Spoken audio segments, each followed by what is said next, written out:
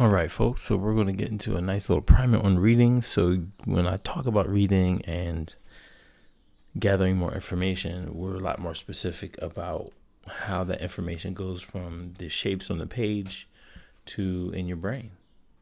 All right. So we have a couple different parts of speech. One is nouns. So now actually this has a collection of nouns, which is actually a twofer. So we have rice and a bowl. So rice happens in a bowl, water happens in a glass, honey happens in a jar. Well, I mean, it doesn't necessarily just happen, but we have a word that refers to the two different parts. So when you look at these pictures and you think of these things, your brain fires. So usually what's happening in nouns, of course, we have objects, which are persons, places, or things. So the spatial aspect of your brain, your spatiotemporal cortex, or your parietal cortex, and your hippocampus starts firing to make the shape of whatever it is that you're thinking about. When you think about a deck of cards, it's different from a battery or a battery of tests, which is different shape of a pair of shoes. So when you read these words or hear these words, your brain fires to identify that thing as different from other things. Now, some of these things move. Actually, most of these things do not move on their own. But if you had a thing that moves, ships and cars or ships and vehicles move. If you had something that moved, then what you would have are nouns, or rather verbs. So people, one, they walk, they ride, they stand up, they sit down. So what's happening is instead of only just creating a space for that object in your brain, it actually changes the shape of that to perform a verb. So if you are standing up from sitting down, your legs will move. You'll have to shift your weight, or not just you, but whatever person that you're imagining has to shift their weight, and they lean forward and they push up. And that's them standing up from a sitting position. If somebody's washing themselves, you'll see them, getting soap, probably being in a shower or a tub, rubbing their body, getting all sudsy and whatever. When somebody eats, you see them picking up food, putting it in their mouth. So verbs happen, of course, and what happens is your brain fires, and instead of it just being a static object, there's like a little movie going on in your brain to just display the activity that the person is engaging in. Now, if I said, Johnny raised his hand in class, you would probably imagine a classroom. If you thought more about it, you might say, well, what does Johnny's teacher look like? Where was he sitting in the class? How many other people were in the class? So you would start to fill in information based on what you would commonly know about a person raising their hand in class. Listen, Johnny might have been just at home writing something and imagining he was in class because he wanted to be the first one to answer the question. So he shot his hand up. And so what's happening, the difference between nouns and verbs is nouns are usually static pictures, whereas verbs are little movies that you do or that you create in your brain. And then you have prepositional phrases which tell you where, when, and a little bit of how that information happens. So Johnny raised his hand inside the classroom. He picked up his hand from on the desk. He was at his desk near another student under the lights and over the floor.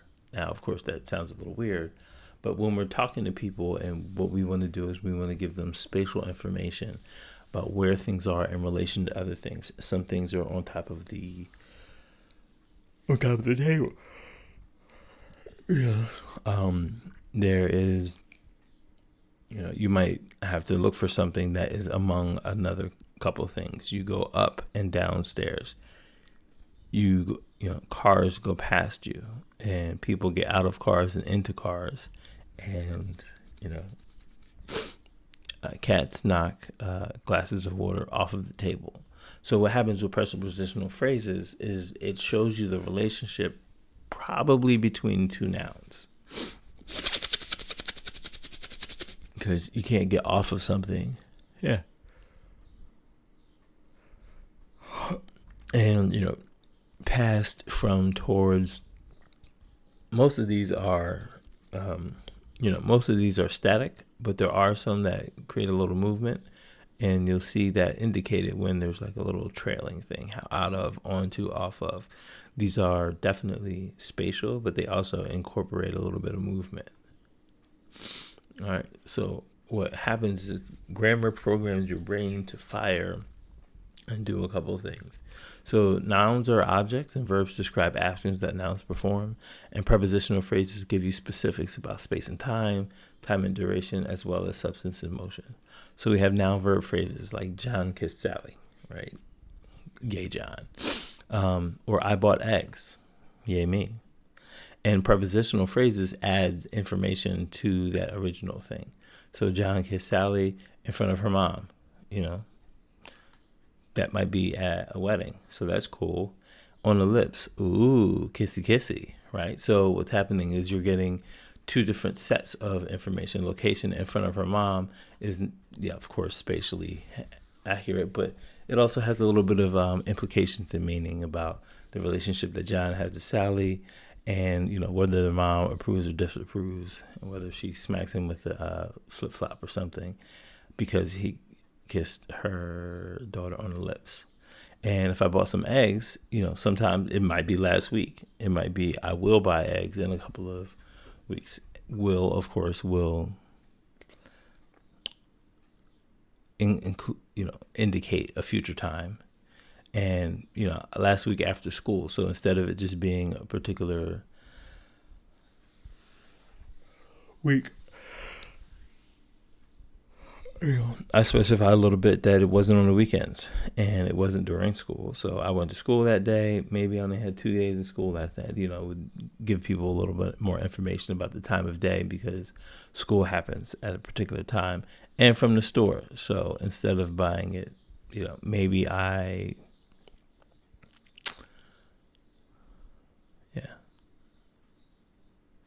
All right, so we have a couple different, we have space, time, and motion. So some of the spatial prepositions are in, on, about, below, above, over. And the time, which we didn't really see in the slide before. Let's see. Let's not go through all that. We have before, after, during, prior to, consequently, since, until, past. And for motion, we have about, these motion is sometimes emotion, but it's also sometimes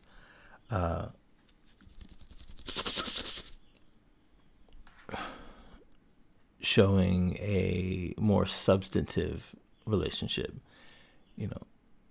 I was called by the IRS, right? The agency. Somebody called me, I did this for a particular reason. That was the intention. So they don't indicate spatial or temporal things. They indicate meanings that are related to people's internal states, as well as, it's made of wood and it's made with love, right? So these are indicating some higher level concepts. All right, so what's happening is all of these are starting to fill in the information. So when you read something, it fills in some information about what it is you're trying to understand. And I like this reading comprehension diagram because it shows so when and where, this is the situation. This is prepositional phrases. Who, that might be the subject of the verb or the object of the verb, or somebody in a prepositional phrase like in front of her mom. So these outline who the individuals are, or the actors, because who might also be the computer did something. The computer displayed the presentation at the particular time on the display. So why did it do that? Because Bobby programmed it to. So what's happening in this reading comprehension diagram, you're talking about the core of the meaning happens between the why something happens and what actually happens. So why something, I went to the store to buy eggs, right? Why did I do that? Because I was hungry. I wanted eggs. I was going to make an omelet or a souffle. So that's the reason why I did that. And the reasoning behind, and it's funny because it's behind, the reasoning behind what it is that I did and how I did it. I went to the store and the outcome was I had some eggs. So this kind of gives you a visual presentation of what's going on with prepositional phrases over here, subjects and verbs are over here, and why might be, about, for, agency, whatever. Okay, cool. Now, in learning, one of the best books to read is Dr. Seuss. Now, the reason Dr. Seuss is so popular, well, one, because he has great graphics, right? This is really, really cool. When you're a kid, you don't really see people balancing 3 books and a cake and a teacup on their hat, right? So it's nice that the little kids get to see that. But also, Dr. Seuss, The Cat in the Hat specifically, is a book that Dr. Seuss wrote to include 50 of the most common words in the English language. So, of course, little kids, they talk about, fans, rakes, cakes, books, cups, balls, and all of these things. Ships, little men, fish, glasses of milk. These are things that they talk about. So it's nice for them to see these types of things in the book. So Dr. Seuss wrote a book that had 50 of the most common languages, 50 of the most common words in the English language. So when the kids read it, the kids were really familiar with all of these things. So the other reason that this is really, really good is because you pair the actual visualization of what it is that the cat or, the little kids are saying or what's happening in the scene with a picture. So it's my understanding that when you read a word, what happens to understand it, you make an image in your head. So instead of it just being a big wall of text for little kids, they get trained when they read Dr. Seuss books to look at the words and then create this image, or actually in this case, it will replicate the image there. But as they get older, what happens is there's more words and less images. So when kids learn how to read, what they do is they create their images inside their own head. And that's why Dr. Seuss is the greatest of all time, because he created books that are visually appealing and that paired with the words. All right, so when you're learning to read, a lot of times what happens is you learn phonics, right? So you have to learn how to read and say the words out loud. So, your mom or your dad or your teacher will say, okay, read the sentence or read what's on this page. And the kid reads and then says it out loud. And so the parent or the guardian or the reading teacher verifies that that person is reading the correct words because it sounds like the right word. Okay. Now, also in reading comprehension, what happens is once they say that, you might read a passage in class and they say, okay, well, what did this person do? And what did that person? And what did it mean? And so it might be immediate when you're standing up reading in front of the class, or at the end of the period or another day, you might read a passage and you have to take a quiz. So you read the words and you take a little test to figure out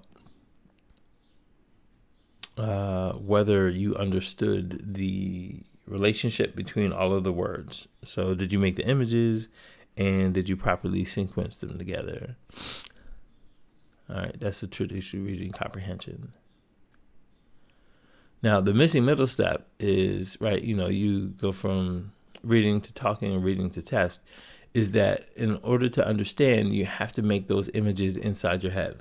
right? So you have to make the images like the Dr. Seuss book in order to understand the spatial relationships, the temporal relationships between things, as well as the significance and meaning.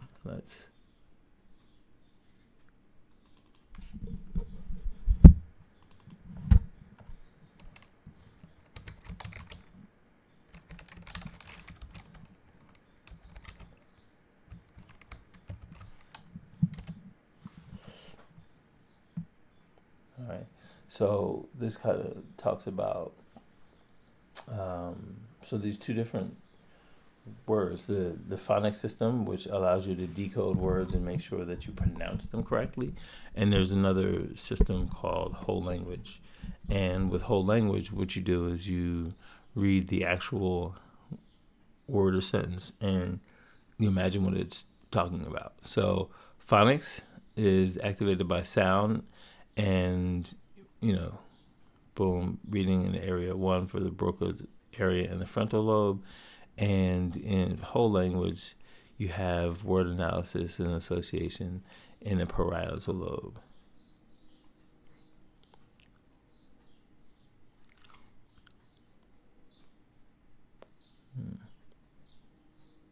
All right. So, and also when you get into speed reading,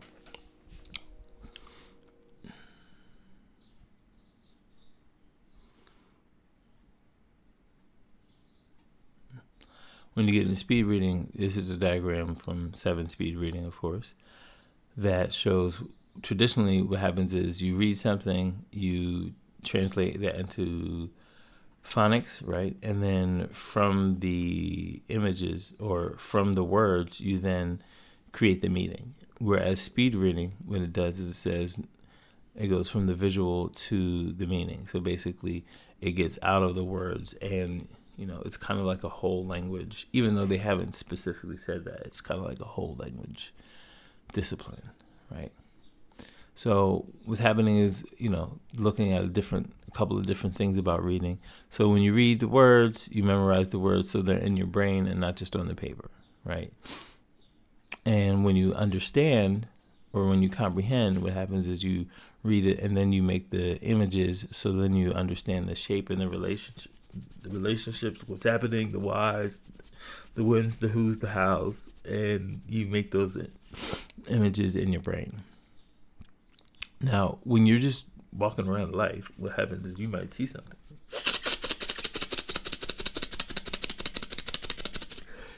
And, so what happens is what you see out there, you see in here. So there is no really, based on your hundreds of hours of watching the world, you understand the rules of what's happening. Like, this guy just threw a little cannonball, it blew up on a shield, and he flying off. Now, don't try this at home. It pretty much only works in cartoons, because the last time I threw a cannonball on the ground and jumped on it with my shield, I fell down. I mean, this guy's ability to navigate this is pretty awesome. Anyway, so what happens is with reading and understanding, what I'm saying is that instead of just making the picture, you're using your parietal lobe, that you are reading the words and then making an internal movie of what's going on inside. So you read and then boom. So to understand, to specifically define understanding, is we possess a mental model that can reasonably predict the external behavior of the referent. All right, let's break that down. So possess is pretty much inside your head. You have a mental model. So whatever you create in your head that can reasonably predict the external behavior of the referent. So if you're, the cat in the hat is juggling. So what happens is it throws a ball up, or the pitcher of water, the fish, whatever, and it transfers to the other hand, and it comes down, and then all of the objects, when they say juggling, that person's juggling. So it can reasonably predict the external behavior of the referent. So, yeah. And the other part is having a spatiotemporal motor construct Same thing as the mental model, right? That replicates the internal function of a referent. So you can also understand his behavior in terms of why does he want to juggle?